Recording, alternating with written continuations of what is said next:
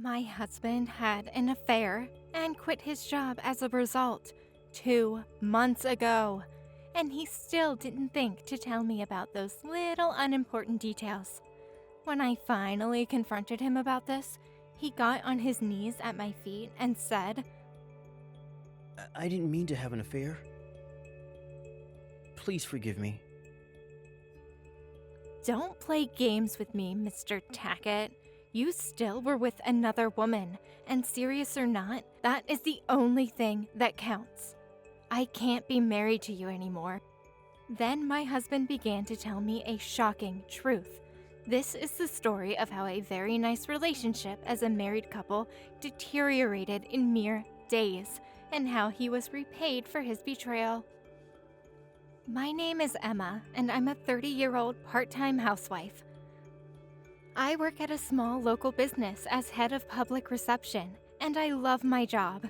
My husband is Omar, and he works at a branch office for a food company. He and I have been married for 5 years, and those 5 years were very pleasant. Eventually, though, something changed at his job that made him irritated.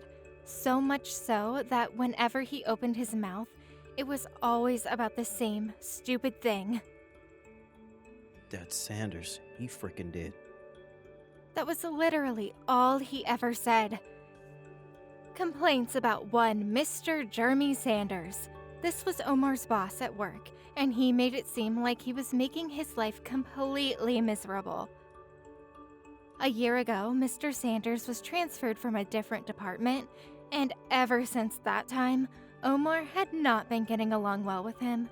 Just recently, Mr. Sanders told Omar to redo a proposal he'd submitted after spending quite a bit of time and effort on it. Needless to say, Omar didn't like that.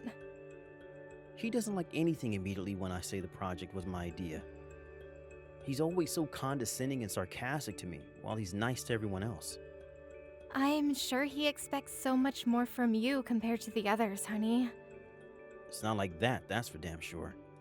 He just doesn't frickin' like me. It's just power harassment at this point, honestly. Omar's frustration didn't seem to subside even after quite a while. A while later, however, his mood shifted from miserable to downright jolly, and he started talking more about lots of different things. When I asked him why he seemed to be so happy now, he answered with the biggest of smiles. Sanders has been in the hospital since yesterday. Might as well bite the dust now, eh? Oh, dear, that's too bad. I wonder if we should go visit him. You know, pay our respects and our wishes for a good recovery. My husband laughed and said, We don't have to visit him. It must have been a sign from the sky saying, Yup, you had enough of him for a while. Huge lucky break, I guess. In a nutshell, Omar is very self-centered. At best, he's honest with himself. At worst, he's downright selfish. When he has a day off, he spends the whole day at home, in leisure and relaxation. He sometimes streams himself playing video games on his computer in his room. And I sometimes even get invited to participate in some of his ideas for what he calls content creation. I always love doing those things with him, but I definitely would do it every day. But I definitely wouldn't do it every day. And as a person who likes to do all household chores, I was not dissatisfied with my husband's lifestyle. Omar is a kind man who literally cannot say no when asked for a favor. He is always a person who can be trusted and relied upon by others. I loved him for this. But I also loved him because he was like a child that had kept his child within very alive as he grew up. It reminded me of my baby brother, who I cherished more than anything else in the world. I wanted him to stay that way forever. We both work, and our rule is to stay out of each other's private time, except for when he invites me on his streams, as I mentioned. Those happen perhaps once or twice a month, too. We didn't know each other's income, and we split the cost of rent, food, and utilities 50-50. We may seem like an odd couple to the outside world, but we loved the foundations upon which our relationship was built. We do what we can for each other, and we give each other credit for our roles in the household. That's what makes it a good marriage for us. However, as time went on, I was beginning to feel that we were having fewer and fewer conversations, and that all I was hearing from his mouth were complaints about his boss. I can't stand it if things go on like this. Divorce at a ripe old age is a legitimate possibility at this point. Goddamn. With this in mind, I decided to make lunchboxes for us to eat at our jobs. I thought that it would be a good opportunity for us to talk to each other more.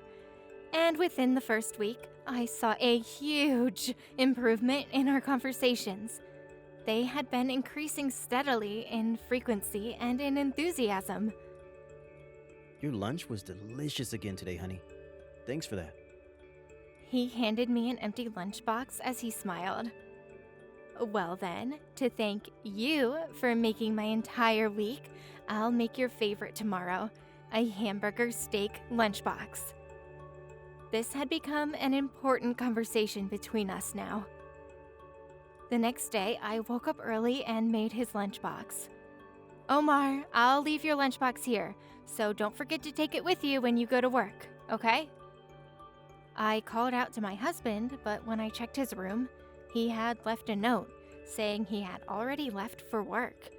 I tried to call him on his cell phone, but there was no answer. What could I do?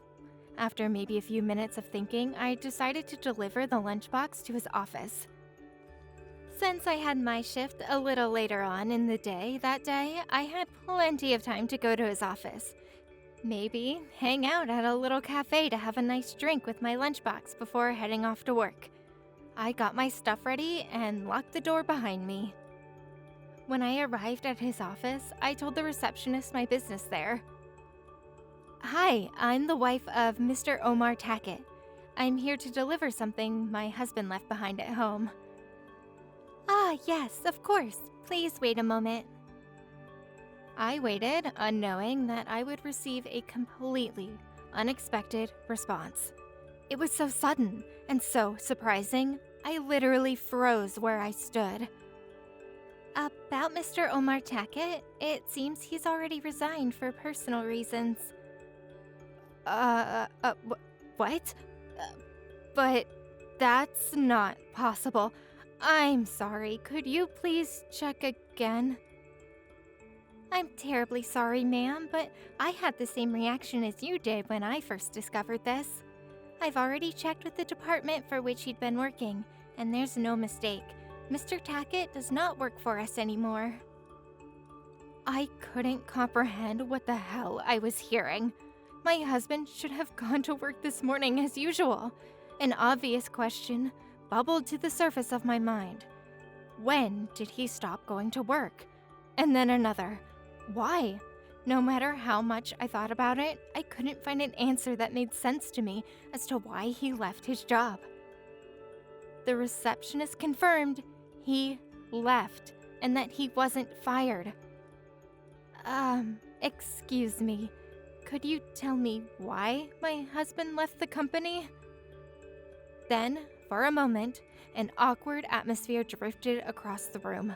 The receptionist was visibly troubled, as though she knew something she did not want to tell me. After a while, though, although her reluctance never faltered, perhaps the sympathy for keeping me in the dark prevailed. Just to be absolutely sure, I just asked Mr. Sanders, Mr. Tackett's boss up until he left, the basic gist of the events leading up to his resignation. It was about 2 months ago when apparently he had an unfaithful relationship with a married woman working in the same department, and he was AWOL for quite some time thereafter.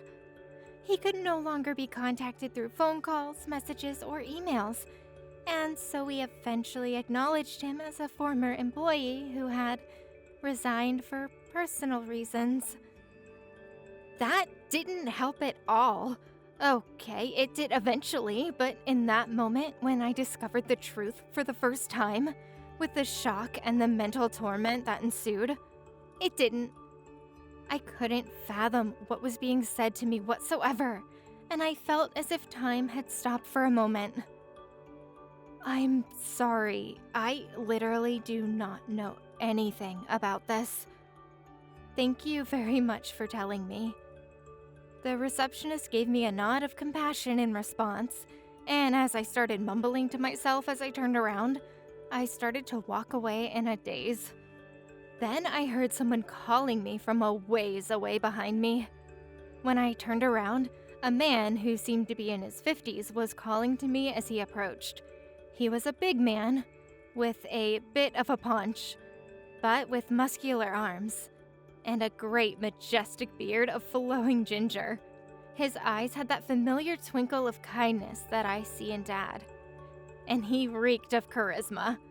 But he had a disproportionately high voice for his size. He sounded a little like Rex the dinosaur in Toy Story. In retrospect, he seemed a very respectable man, but at that moment, I could only feel fear and confusion as he approached. How did he know my name? Excuse me, miss, but are you Emma, Omar Tackett's wife? Yes, sir, I am. My name is Sanders. Jeremy Sanders. I'm sure Omar has mentioned me before. Miss Fisher here just inquired about your husband, and I was wondering if you might be his wife, so I called on you. I'm sorry for being so sudden. I would like a word with you about your husband, though. May I have a moment of your time? As soon as he said that, I felt something inside me crackle and burst. In the worst way possible, tears welled up against my will. I'm sorry. I knew my apology was barely audible, and I rushed outside of the building. I just wanted to get the hell out of there before I had a breakdown. All the way home, I kept thinking and fighting tears. Was Omar really having an affair? Did he feel guilty for cheating on me and deceiving me for 2 months? I couldn't hide my shock enough to go to work that day and decided to call in sick and take the day off from work. I instead spent the day alone at home with my dark thoughts keeping me company. After much consideration, I decided not to tell my husband about the incident. If I asked him about it directly, he might deceive me further. I would have to confirm what I'd been told, little by little. I decided to wait for my husband to come home and act as though nothing had happened. He came home at the usual time and was eating his dinner with a nonchalant look on his face. I dove into my little experiment. How's work going, honey? Oh, same old, same old. Oh, by the way, your boss, Mr. Sanders, was it? You told me he was in the hospital maybe 2 weeks ago. Has he been dismissed yet? No, I think he's still in the hospital. But wait, why are you talking about that old bastard? I would rather talk about literally anything else. He went to take a bath as he said so. His stride seemed strangely edgy. It was very quick, as though he were trying to subtly run away from me and my questions. So this is how you've been deceiving me, huh? Omar, darling. I just saw Mr. Sanders that day, and he looked very healthy. Omar obviously didn't know that. That pretty much proved that he was no longer one of the company. And then more dangerous questions started pouring in. The most ominous was, where did he go every morning when he left the house? I decided to take action and find out for myself. The next day, he got up at the usual time, got ready, and left the house to go to work, supposedly. I decided to follow him to see what he was doing. Where the hell was he going? Was he job hunting, maybe? That's what I thought, and that's what I hoped he was doing. But the reality showed me that the world can be a cruel, cruel place indeed. Omar immediately headed for an old apartment building near the outskirts of the city. It seemed he knew how to get there so well he could have done it blindfolded. Once he arrived, he walked up the stairs as though he was used to it, and then started walking down the corridor on the 4th floor, standing in front of a door. My husband knocked on a door halfway down, and when the door opened, an older woman came out to greet him. It was at this point that I had begun to suspect he was still having that stupid affair of his, so I hurriedly activated the camera on my cell phone. I was right. And the next thing I knew was that he was in passionate embrace with this woman. My overwhelming surprise and shock notwithstanding, I was able to take a few pictures that was of high clarity. He had been pretending to go to work every morning and went to the woman's apartment. He had been cheating on me all along. My mind was in a daze by that point, and my feet led me to the office where he used to work on their own. When I came back to reality, completely, I was standing in front of the main entrance to the building. I went to the receptionist, Miss Fisher, and asked for the name of the woman whom Omar was having an affair, but was told that due to laws against privacy violation of individual citizens, she would not tell me. Then, do you know who this person is? I said as I whipped up the photo I had just taken of Omar being together with the woman. I'm sorry, I cannot tell you who she is, even if I knew who she is. I'm so sorry, ma'am. There's nothing I can do to help you. That's what I was told. In retrospect, that was a respectful move on her part, but at the time, her unwillingness to be cooperative frustrated me. While I was wondering what to do next, as I tried frantically not to let my rage take over and call Miss Fisher a bunch of slurs, I heard a familiar voice calling me from behind. I turned around and saw it was Mr. Sanders, Omar's old boss. Mrs. Tackett, we meet again. How are you feeling? I'm sorry for running off yesterday, sir. That was inappropriate of me. I was hoping you would recognize this woman, Mr. Sanders. When I showed him her picture, he gave me the last answer I expected. She is my wife. What?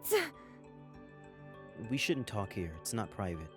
It's nearly lunchtime. Perhaps if you wait 10 minutes, we could grab a bite? I know a nice little cafe where they serve the most awesome waffles around here. I accepted his offer, and so I sat down on a bench in the waiting lobby. After 10 minutes, as he said, right on the dot, he showed up again, this time with a stylish cowboy hat.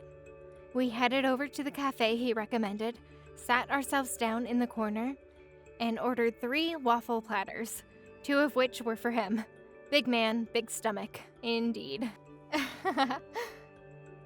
We then started to talk about the elephant in the room. It was actually only recently that I learned of my husband's infidelity, and that he had resigned from the company because of it. I didn't realize that, ma'am. I can only imagine how you must be feeling. I don't blame you for running off yesterday. I'll be honest with you. I may look like a gorilla, but I have the heart of a damn bunny rabbit. His sense of humor was energizing, to say the least. Mr. Sanders went on to tell me what he knew about the affair in a calm tone of voice. So apparently, about 2 months ago, he first discovered his wife's adultery, and when he called them both to his office to talk to them about his suspicions, they confirmed it readily. The both of them. He then confronted his wife with divorce documents that same afternoon. In response, she begged for his forgiveness, pathetically tearing up and pleading for mercy. She pressed him to get back together with her as well. However, the next day, he had discovered that his wife had run away with all the savings he had at home, and she had been missing ever since. Mr. Sanders had been looking for her for the better part of 6 weeks now, and he was losing sleep over the whole situation. I thought about contacting you and telling you all of this before, but I've only seen photos of you shown to me by Omar, and I've never met you personally. I didn't want to impose on your busy schedule. On top of that, I think we both understand the shock and depression that comes with the realization We were betrayed by the one whom we thought could trust with our lives. Time passed of me being in a dark, heartbroken daze, and today is the day I was finally able to tell you. So, you approached me when I came to the office yesterday when you had a hunch it could be me that inquired after Omar.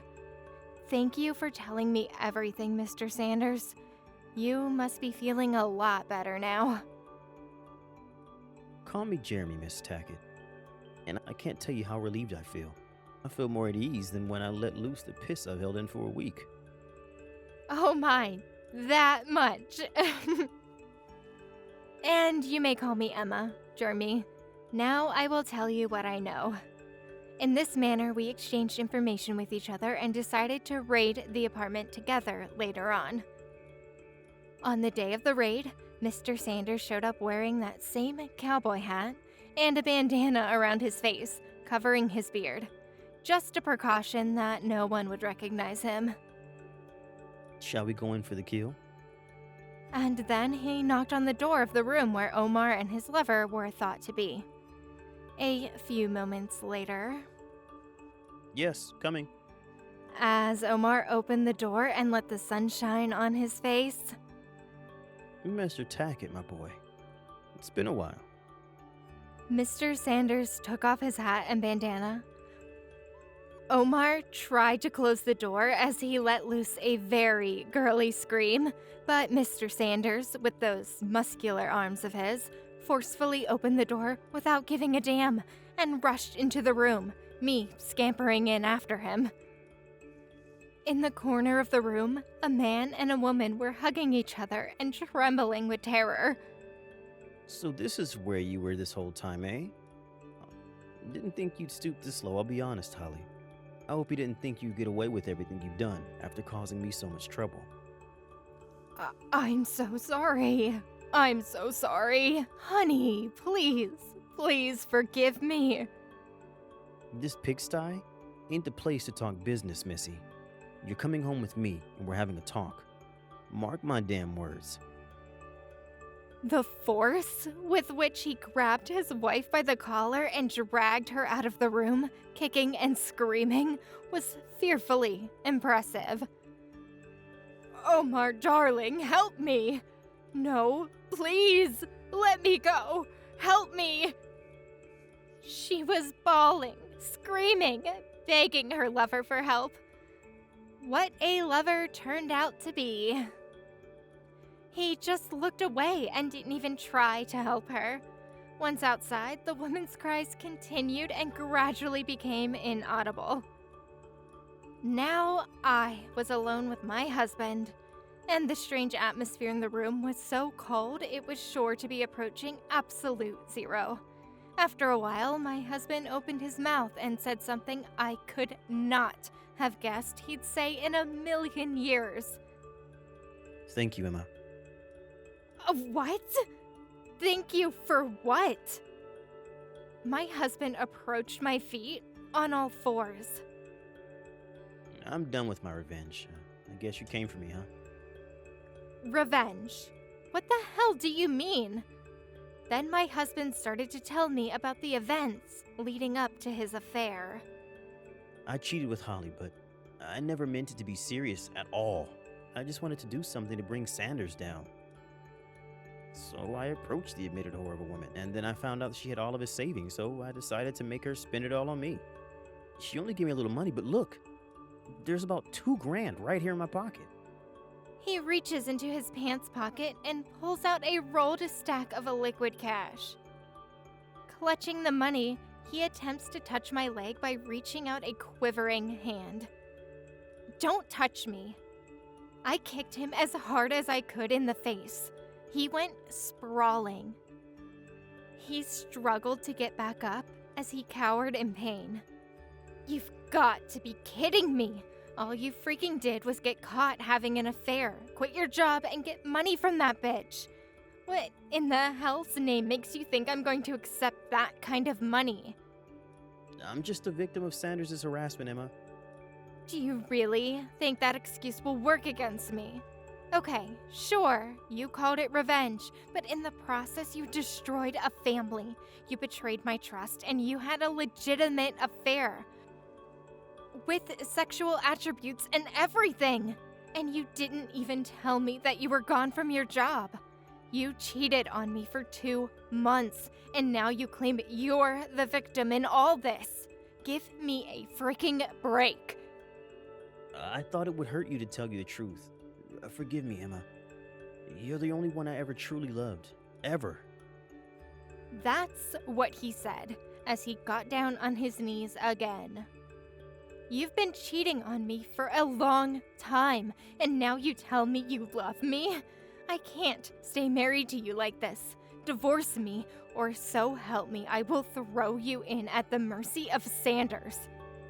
I sent my last words to my husband, who stared at me with a face that was growing deathly pale. Adultery is not a crime, but what you did was a mortal sin, nonetheless. You will spend the rest of your life repenting for this heinous crime. With these words as a parting shot, I left the apartment, slamming the door behind me. After that, Omar and I divorced. Now a complete stranger to him, I demanded alimony from Mr. Tackett and the woman whom he had an affair with. Normally, I would not be able to demand alimony from my husband, who was unemployed and unable to pay his bills, but my in-laws found out about his betrayal and, being the kind sweethearts that they are, paid the whole amount of alimony to me in one lump sum. Mr. Tackett never had to pay alimony to me, but instead he has to pay back his parents. At the same time, Mr. Sanders also divorced with his cheating wife. He claimed alimony from her and her adulterous lover. Of course, at that time, he also demanded that she pay him back for all the money she took from his personal savings at home. And as of now, she is having a dispute with Mr. Tackett over that. She told him that she wanted him to return the money she spent on him, but Mr. Tackett retorted, I'm just a victim here. I have no obligation to pay you back, Sanders. That line of logic really makes me wonder what I ever saw in him as a man, and as someone with whom I would spend my life. I really don't care about any of that stupid bullshit anymore. I just can't keep dwelling on this kind of thing. Sure, it hurt to be betrayed by the one person I trusted with everything, but now that everything's now out of my way and out of my life, I can focus on what's important again. I'm still young, and I believe that one day I will meet someone who will really make me happy again, and I will do my best to stay cheerful and positive.